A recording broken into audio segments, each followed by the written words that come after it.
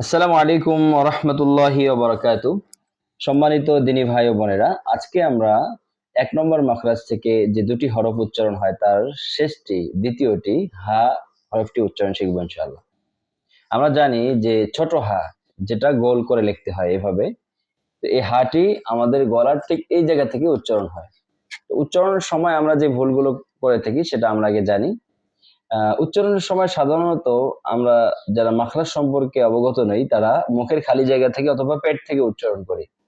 মুখের খালি জায়গা থেকে কিভাবে উচ্চারণ করি আমি আপনাদের একটু দেখাচ্ছি যে এই হা আমরা বাংলাতে যে হ লিখি হ আকার হা।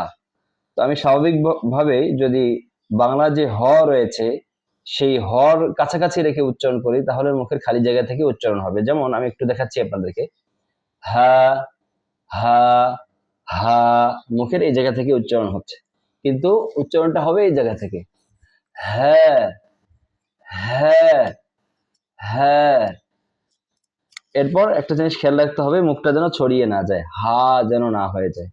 হ্যাঁ, হ্যাঁ, হ্যাঁ, হ্যাঁ, হ্যাঁ, হ্যাঁ, হ্যাঁ, হি হি, হি হি, হু, হু, আহ, হ্যাঁ, হাওয়া, ইহদিনা ইহদি, ইহদি, হুমাজাতিল লুমাজা, হ্যাঁ হ্যাঁ, হি হি, হু হু, হ্যাঁ।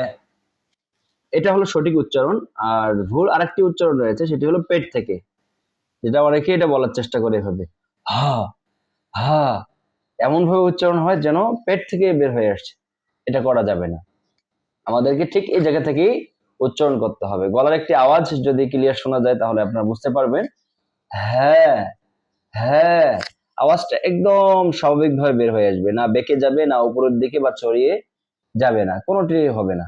হ্যাঁ, হ্যাঁ, হ্যাঁ, হ্যাঁ, হ্যাঁ, হি হি, হু, হু, হুমে, হুমেজাতিল লুমাজা,